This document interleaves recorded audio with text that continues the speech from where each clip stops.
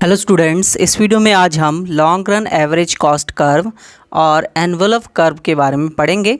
यानी कि दीर्घकालीन औसत लागत वक्र और लिफाफा वक्र क्या होता है, एनवलप कर्व क्या होता है, इस वीडियो में आज हम इसके बारे में डिस्कस करने वाले हैं। तो चलिए दोस्तों स्टार्ट करते हैं।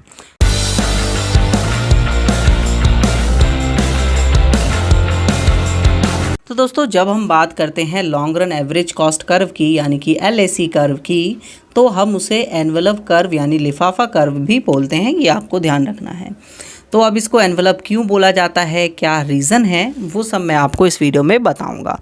तो बेसिकली जो आपके पास LAC कर्व है, LAC curve long run average cost curve दीर्घकालीन औसत लागत वक्र, वो प्रोडक्शन के डिफरेंट और वेरियस लेवल्स को दिखाता है जहां पर आपकी मिनिमम कॉस्ट आती है, ठीक है। तो आप इसको लिख सकते हैं एज अ डेफिनेशन, लिख लीजिए। दीर्घकालीन औसत लागत वक्र वह वक्र है जो उत्पादकता के विभिन्न स्तरों के संदर्भ में उत्पादन के प्रत्येक स्तर की प्रति इकाई न्यूनतम लागत को प्रकट करता है। ये आप लिख लीजिए, मैं यहाँ पर जो है आपको बोल दिया है, ठीक है ना। नेक्स्ट इंग्लिश वाले बच्चे लिख लीजिए। The long run average cost curve is that curve which shows the minimum cost per unit of producing each output level corresponding to the different scales of productivity। ठीक है, तो ये हो गई डेफिनेशन। डिफरेंट लेवल पर ये जो है मिनिमम कॉस्ट को शो करता है। तो मैं इसको आपको एक एग्जांपल के द्वारा समझाना चाहूँगा, एक छोटा सा एग्जांपल। मान लीजिए सपोज दैट एक कंपनी है, एक फर्म है, उसके पास 2 प्लांट हैं, 2 प्लांट्स। एक है उसके पास स्मॉल प्लांट, ठीक है, जिसने इसको प्लांट नंबर 1 भी दे दिया नाम, या एक है उसके पास लॉन्ग या बिग प्लांट, लॉन्ग कह रहा हूँ मैं दोस्तों, सॉरी, बिग प्लांट, ठीक है। एक इसके पास बड़ा प्लांट है। अब इन दोनों प्लांटों से वो शॉर्ट रन में अपने प्रोडक्शन को अचीव करती है at a minimum cost per, ठीक है। तो एक डायग्राम मैं आप सभी के सामने बनाता हूँ,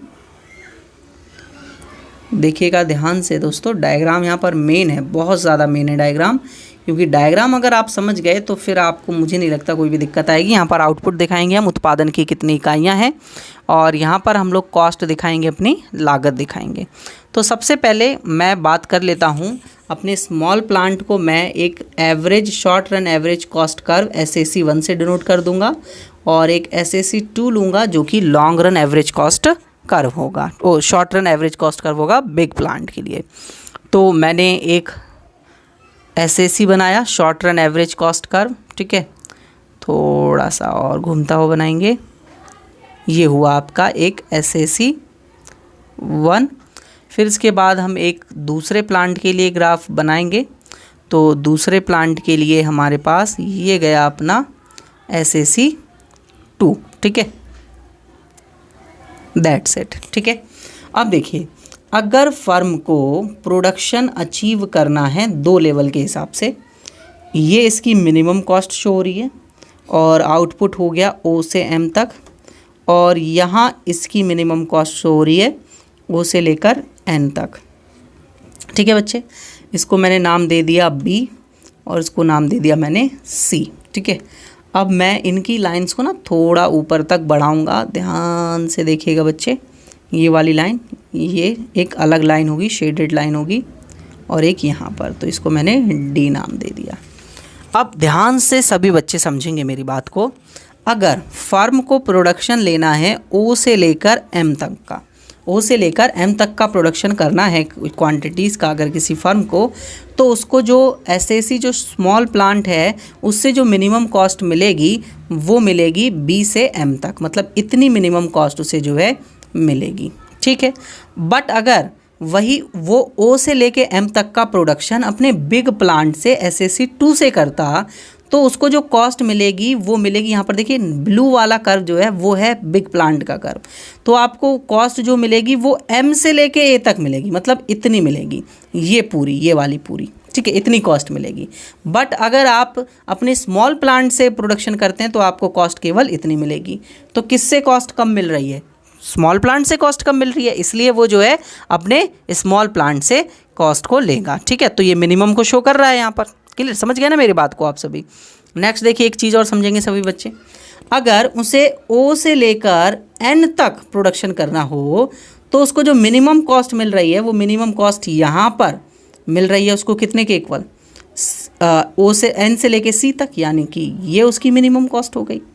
बट अगर वो इतना ही प्रोडक्शन अपने स्मॉल प्लांट से कराएगा तो उसको जो टोटल कॉस्ट मिलेगी वो मिलेगी एन से लेके एम तक, मतलब यहाँ पर। ठीक है, तो उसको अगर वो छोटे प्लांट से कॉस्ट करवाता है प्रोडक्शन तो इसको टोटल इतनी कॉस्ट मिल रही है, बट वो अपने SAC2 बड़े प्लांट से ही इतना प्रोडक्शन करवाता है तो उसको इतनी कॉस्ट मिल रही है। तो उसको कौन से प्लांट से ज़्यादा कम कॉस्ट मिल रही है, उसको यहाँ पर SAC2 प्लांट से जो है वो कम कॉस्ट मिल रही है।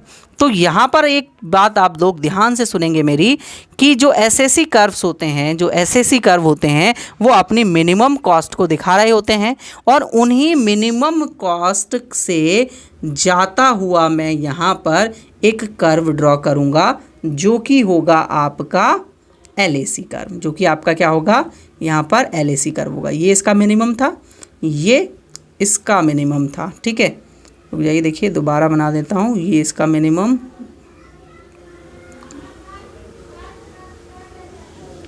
That's it.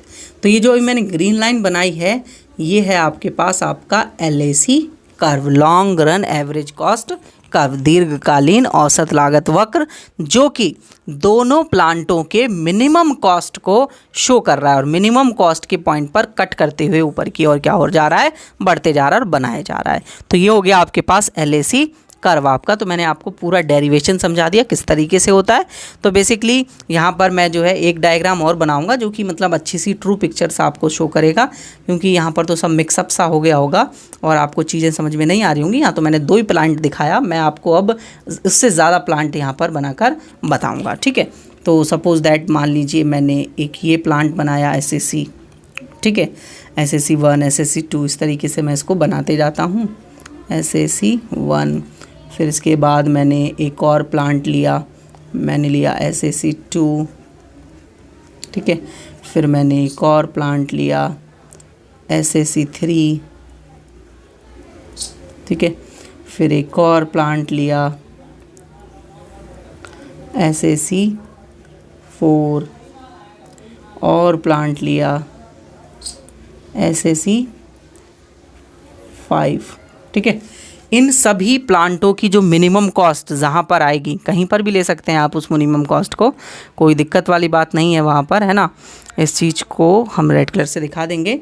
तो यहाँ से आपका जो है ये कर्व जो है वो सबसे मिनिमम कॉस्ट को मिनिमम पॉइंट पे टच करेगा और फिर इनको जो टच करते जाएगा ऊपर से नीचे की ओर टच करता हुआ ये जो है आएगा और सबसे मिनिमम कॉस्ट जो होगी उसको टच करेगा और इनको इस तरीके से टच करते हुए ऊपर की ओर जाएगा। तो ये हो गया आपका LAC कर्व जहाँ पर बहुत सारे प्लांट्स हों। तो आप देखेंगे ये इसको इसकी इस मिनिमम कॉस्ट पर, इसको इस पर, और ये सबसे मिनिमम कॉस्ट थी यहाँ पर SAC3 पर, तो उस मिनिमम कॉस्ट को यहाँ पर दिखा रहा है और उस लेवल को दिखा रहा है जहाँ पर आप OQ यूनिट का प्रोडक्शन कर रहे होंगे लॉन्ग रन में QM मिनिमम कॉस्ट के साथ, QM मिनिमम कॉस्ट के साथ, वो भी SAC3 के साथ। ठीक है, और बाकी सब पर आप देखेंगे तो कॉस्ट इससे क्या आएगी, ज़्यादा आएगी। क्लियर, सभी को समझ में आया कि आपके पास क्या होता है long run average cost curve. अब देखिए, अब हम बात कर लेते हैं कि इसको एनवेलप कर्व क्यों कहा जाता है, एनवेलप कर्व क्यों कहा जाता है, लिफाफा वक्र इसे क्यों कहते हैं। कुछ बच्चे समझ गए होंगे क्यों कहते हैं, बताएंगे अगर उन्हें समझ में आ गया है तो फिर मैच कर लेना मेरी बात से, मैं सही कह रहा हूँ या आपने जो सोचा वो सही है या गलत है। तो इसको एनवेलप कर्व इसलिए बोला जाता है क्योंकि जो LAC कर्व है आप देखें तो LAC कर्व में आपको बहुत सारे SAC कर्व जो है वो मिल जा रहे हैं, इकट्ठा मिल जा रहे हैं, उसके अंदर वो रखे हुए हैं। तो जैसे लिफाफे में हम लेटर्स रख लेते हैं, बहुत सारे कागज़ रख लेते हैं ना, उसी तरीके से ये जो LAC कर्व है वो 5 SAC, यहाँ पर जो मैंने फिगर आपको शो कर रहा हूँ, 5 SAC कर्व को इकट्ठा करे हुए है एक ही लाइन में या एक ही बॉक्स में कह लो आप, या एक ही कर्व में कह लो आप, तो उसको आप एनवेलप बोल रहे हैं। इसलिए आप इसको क्या बोल रहे हैं, एनवेलप कर्व बोल रहे हैं, लिफाफा वक्र बोल रहे हैं। तो क्लियर बच्चे, आपको समझ में आया लिफाफा वक्र क्या होता है। क्लियर है? कोई भी दिक्कत, इसको प्लानिंग कर्व भी बोला जाता है, इसको ना प्लानिंग कर्व भी बोला जाता है। जब आप इकोनॉमिक्स में और चीज़ों को अच्छे से पढ़ेंगे तो वहाँ पर कहीं कहीं इकोनॉमिक्स जो है इसको प्लानिंग कर्व, योजना वक्र के नाम से भी बुलाते हैं, क्योंकि हम यहाँ पर प्लान करते हैं कि कौन से प्लांट में से सबसे कम कॉस्ट हमारे पास जो है वो आ रही है। ठीक है दोस्तों, क्लियर है? यहाँ पर एंटरप्रेन्योर्स डिसीजन ले पाते हैं फ्यूचर में, अगर उन्हें अपने बिज़नेस को एक्सपेंशन करना है और उन्हें देखना है कि कौन सा प्लांट उनके लिए काफ़ी एफिशिएंटली वर्क करेगा और कहाँ पर उनको ज़्यादा से ज़्यादा चीज़ें जो है वो बेनिफिट करेंगी। क्लियर है? कोई भी दिक्कत इसमें नहीं होनी चाहिए। आपको अच्छे से चीज़ें समझ में आई होंगी। अगर इसी तरीके से आप और वीडियो लेक्चर्स देखना चाहते हैं तो आप सभी अध्ययन क्लासेस ऐप को डाउनलोड करेंगे, लिंक डिस्क्रिप्शन में दिया हुआ है। वहाँ पर आपके कोर्स के अकॉर्डिंगली आपको जो है वो क्लासेस प्रोवाइड कराई जाती हैं, और क्लासेस लेने के लिए और ज़्यादा इन्फॉर्मेशन के लिए आप मुझे मेरे इस नंबर पर कॉन्टैक्ट कर सकते हैं, जिससे मैं आपको सारी की सारी डिटेल्स प्रोवाइड करा दूँगा कोर्स के रिगार्डिंग। वीडियो देखने के लिए थैंक यू। अगर वीडियो अच्छी लगी हो तो शेयर ज़रूर करें अपने दोस्तों के साथ, चैनल को सब्सक्राइब कर लें दोस्तों, और इसी तरीके से वीडियो को देखने के लिए आप कमेंट मुझे बता सकते हैं कि आपको वीडियो कैसी लगी, या आपका कोई सवाल या सुझाव है तो उसके लिए भी आप मुझे कमेंट कर सकते हैं। वीडियो देखने के लिए थैंक यू। नेक्स्ट वीडियो में हम सभी मिलते हैं।